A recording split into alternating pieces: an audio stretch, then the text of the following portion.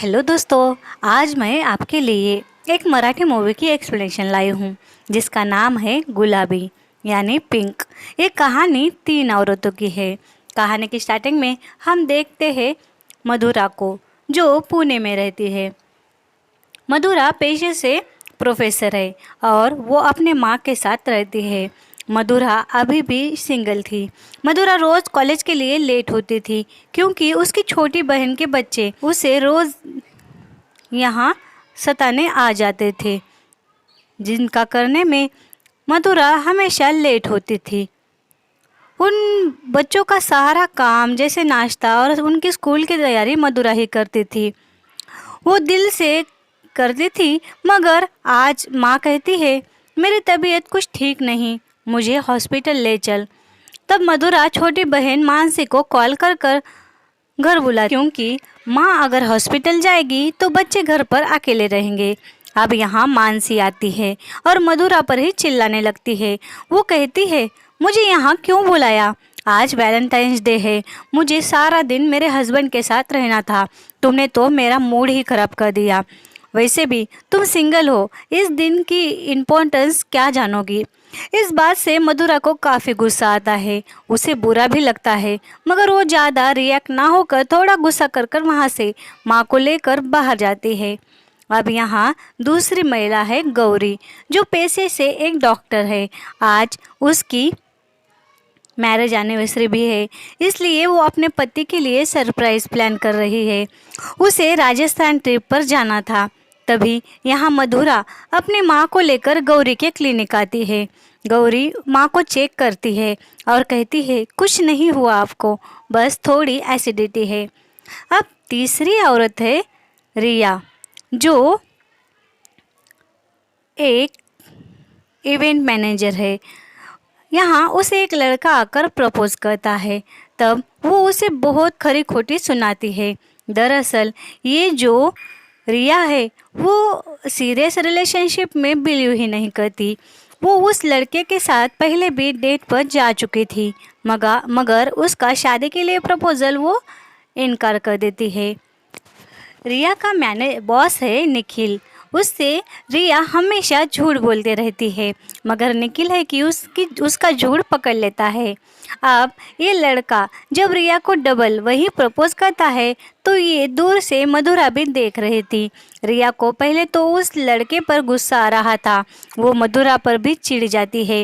वो गुस्से में मधुरा के पास से जाती है और जाते हुए मधुरा के पास से उस पर कीचड़ उड़ाकर जाती है, जिससे मधुरा रिया पर बहुत गुस्सा होती है, मगर उसे ये कीचड़ साफ भी करना था। पास ही में गौरी का क्लिनिक था, तो मधुरा वापस से गौरी के क्लिनिक में जाकर कीचड़ साफ करती है। इधर हम देखते हैं रिया के ऑफिस में, जिसे एक इवेंट प्लान करने राजस्थान जाना है, वो मान जाती है। इधर गौरी भी अपने बेटे के साथ मिलकर हस्बैंड के लिए सरप्राइज प्लान करती है, मगर उसका पति घर आता है और तभी गौरी नाराज़ हो जाती है। यहाँ क्या हुआ पता नहीं। अब रात में मधुरा अपने एक कज़िन को कॉल करती है और कहती है आजकल मैं बहुत ज़्यादा चिड़चिड़ी हो गई हूँ, क्योंकि मेरी किसी को कुछ कीमत ही नहीं है। ये बातें माँ और मानसी बाहर से सुन लेते हैं और उन्हें गुस्सा आता है और मानसी मधुरा को सुना देती है। तब मधुरा उससे कहती है रोज़ रोज़ तुम्हारे बच्चे मैं संभालती हूँ, कितना काम करना पड़ता है मुझे। ये सुन मानसी अपने बच्चों को लेकर वहाँ से निकल जाती है।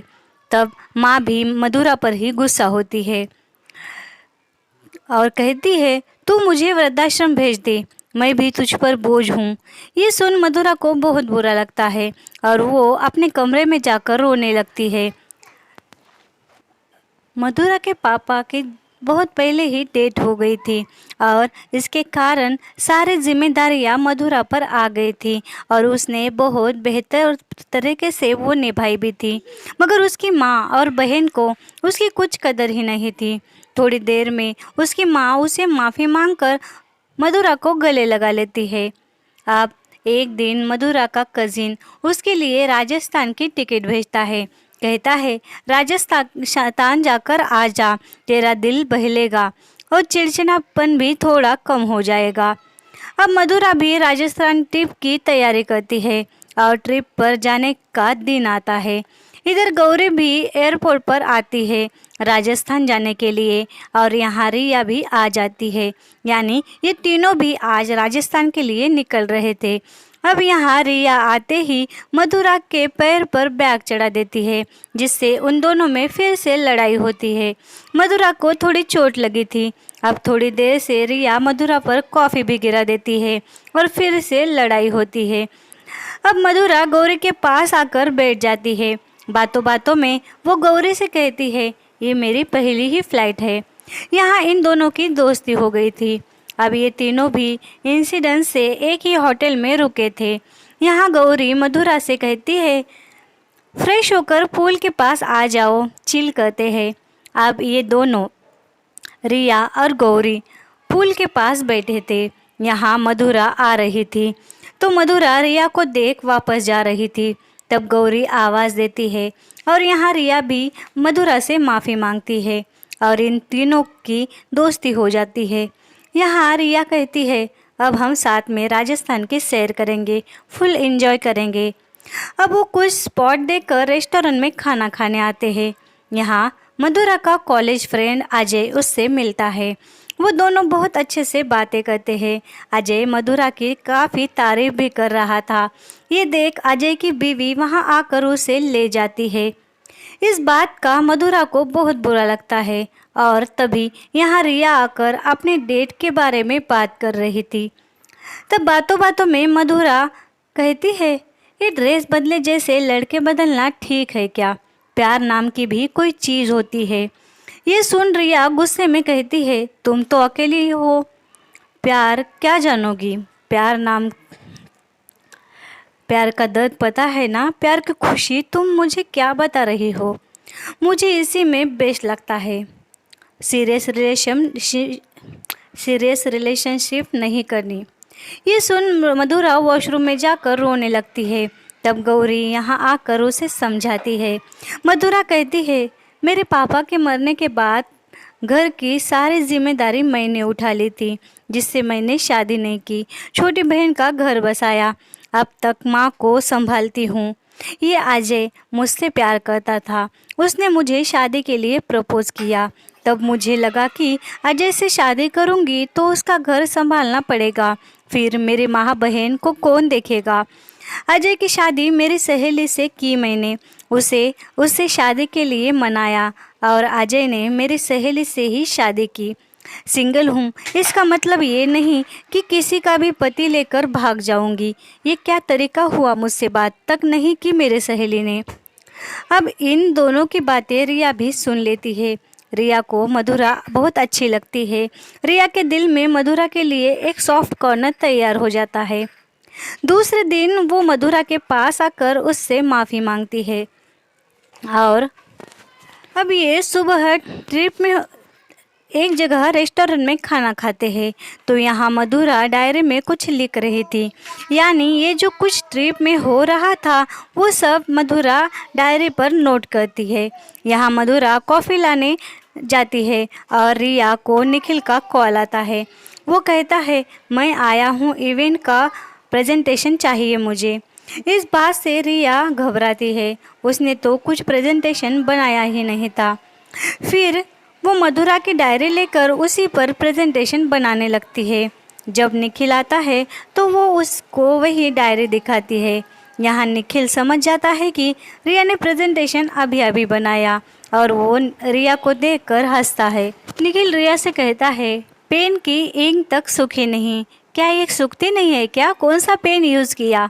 ये सुन रिया उसे सॉरी कहकर काम पर लग जाती है। अब यहाँ मधुरा आती है और अपनी डायरी वहाँ ना पाकर परेशान होती है। तभी यहाँ वो निखिल के हाथ में डायरी देख उस पर चिल्लाने लगती है। उसे नहीं पता था कि ये डायरी रिया की वजह से उसके हाथों में थी। वो तो निखिल को कहती है, ऐसे ही किसी की भी डायरी कैसे ले लेते हो तुम लोग, और यूं ही उसे सुना देती है। तभी यहाँ रिया आती है और मधुरा को समझाती है, जिससे मधुरा शर्मिंदा होकर निखिल को सॉरी कहती है, जिससे निखिल भी इट्स ओके कहकर उन तीनों को भी डिनर के लिए इनवाइट करता है। अब रात में ये लोग डिनर के लिए आए थे। यहाँ आकर रिया पेट दर्द का बहाना कर वहाँ से चली जाती है, क्योंकि उसे किसी लड़के के साथ डेट पर जाना था। यहाँ गौरी भी घर पर कॉल करने में बिजी हो जाती है। यहाँ बचे निखिल और मधुरा। वो दोनों अब एक दूसरे से ढेर सारी बातें करते हैं। उनको एक दूसरे का नेचर अच्छा लगता है। बातों बातों में समझता है कि निखिल एक डिवोर्सी था। वो उसकी बीवी को भुलाने के लिए खुद को ज़्यादातर काम में बिजी रखता था। इधर रिया एक सैम नाम के लड़के के साथ डेट पर आती है। अब निखिल और मधुरा वहीं चलते चलते आते हैं जहाँ रिया और सैम थे। इन्हें देख मधुरा उनके पास आती है, क्योंकि ये जो सैम था वो कोई और नहीं मधुरा का कजिन ही था। सैम ने ही मधुरा को यहाँ राजस्थान के टिकट भेजे थे। अब वो रिया से दूर रहने को कहती है। सैम कहता है, मैं रिया को लेकर अभी सीरियस नहीं हूँ। दूसरे दिन भी मधुरा सैम को समझा रही थी कि रिया अलग अलग लड़कों को डेट करती है, अच्छी लड़की नहीं है। उसमें यही एक बुरी बात है। वैसे उसका नेचर ठीक है, मगर तुम उसे सीरियस मत लो और शादी की बात भी मत सोचना उसके साथ। ये सैम और रिया एक दूसरे को पहले भी डेट कर चुके थे, यानी ये काफ़ी दिन से रिलेशनशिप में थे। ये बातें अब भी मधुरा को तो पता ही नहीं थी।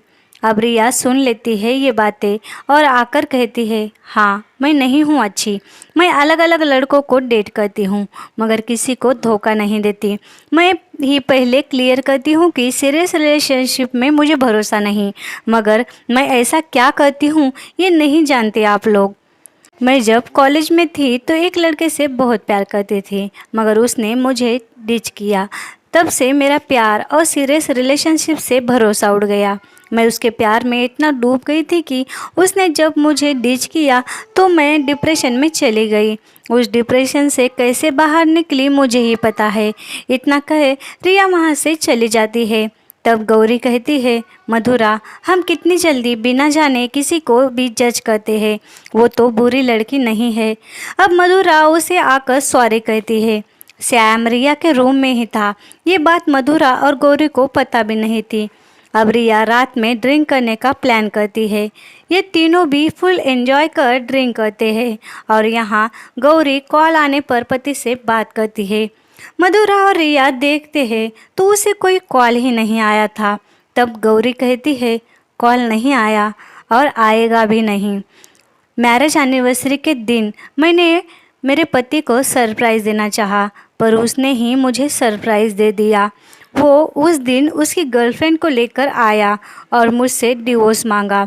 मैंने भी हाँ कहा, फिर क्या करती। यहाँ ट्रिप पर उसके साथ आना था, मगर खुद को इस टेंशन से रिलैक्स करने खुद ही चली आई। ये सुन रिया और मधुरा काफ़ी परेशान होते हैं और गौरी के हिम्मत की दाद देते हैं। कितनी आसानी से उसने मूव ऑन किया था। अब दूसरे दिन ये तीनों बहुत ज़्यादा शॉपिंग करते हैं और वापस पुणे के लिए जाने लगते हैं। मधुरा घर आती है। अब मधुरा घर आई थी, मगर उसका बिहेवियर बहुत सा चेंज हुआ था। वो समझ गई थी कि चिड़चिड़ेपन से कुछ नहीं, बस उसे सिर्फ लाइफ एंजॉय करनी थी और वो अपनी लाइफ अब अपने ढंग से जीने लगती है। गौरी भी डिवोर्स पेपर पर साइन करती है, मगर वो देखती है उसका पति उसके गर्लफ्रेंड के साथ ज़्यादा खुश नहीं है। उन दोनों में बार बार लड़ाई हो रही है। रिया को पता चलता है कि वो प्रेग्नेंट है। ये बात रिया सैम से आकर कहती है। सैम उसे शादी के लिए प्रपोज करता है, मगर रिया मना करती है। यहाँ इन दोनों की एक छोटी सी नोकझोंक हो जाती है। इधर निखिल मधुरा को शादी के लिए प्रपोज करता है और अब मधुरा भी शादी के लिए हाँ कर देती है और मधुरा और निखिल के शादी के लिए तैयारी करते हैं ये लोग। शादी वाला दिन था। मधुरा के शादी में जाने के लिए गौरी तैयार होती है। तभी उसका पति भी आता है, कहता है मैं भी चलूँगा। अब यहाँ गौरी नोटिस करती है कि उसका पति काफ़ी बदल गया था। वो उसे गौरी को ज़्यादा इम्पोर्टेंस दे रहा था। इस शादी में रिया सैम से नाराज़ थी, पर रिया और सैम में पैचअप हो जाता है और रिया सैम से माफ़ी मांगती है। कहती है, मैंने एक बार प्यार में चोट खाई, इसलिए मैं प्यार से भागती थी, मगर मुझे तुमसे प्यार हो गया। और वो सैम को प्रपोज करती है और सैम शादी के लिए मान जाता है। इधर गौरी का पति कहता है, गौरी, मैंने डिवोर्स की बात पर बहुत सोचा, मगर तुम अकेली पड़ जाओगी, इसलिए मैंने डिवोर्स ना लेने का फैसला किया। मैंने उस औरत को छोड़ दिया। ये सुन गौरी कहती है, कितना झूठ बोलते हो, अभी तो सच बोलो, तुम उस औरत को नहीं झेल पा रहे हो, इसीलिए तुमने उसे छोड़ा, ना कि मेरे लिए। और इतना कहकर गौरी डिवोर्स पेपर साइन कर कर उसके पति के हाथ में दे देती है और उससे कहती है, ये तुम्हारा पहला अफेयर नहीं था, मुझे तो तुम्हारे सारे अफेयर्स पता थे, फिर भी मैं तुमसे प्यार करती थी। मुझे लगता था मेरी खुशियाँ तुम पर डिपेंड है, मगर ये मेरी गलतफहमी थी। मैं तुम्हारे बिना भी बहुत खुश रह सकती हूँ। इतना कहे गौरी वहाँ से चली जाती है और उसका पति उसे देखता ही रह जाता है। और लास्ट में यहाँ मधुरा, रिया और गौरी तीनों भी खुश थे। क्यों ना हो, इनकी लाइफ अब सेटल ही हो गई थी। ये तीनों मिलकर अब out of country trip plan कर कर कुछ और एक्सपीरियंस लेने का सोचते हैं और एक कहानी यही ख़त्म होती है।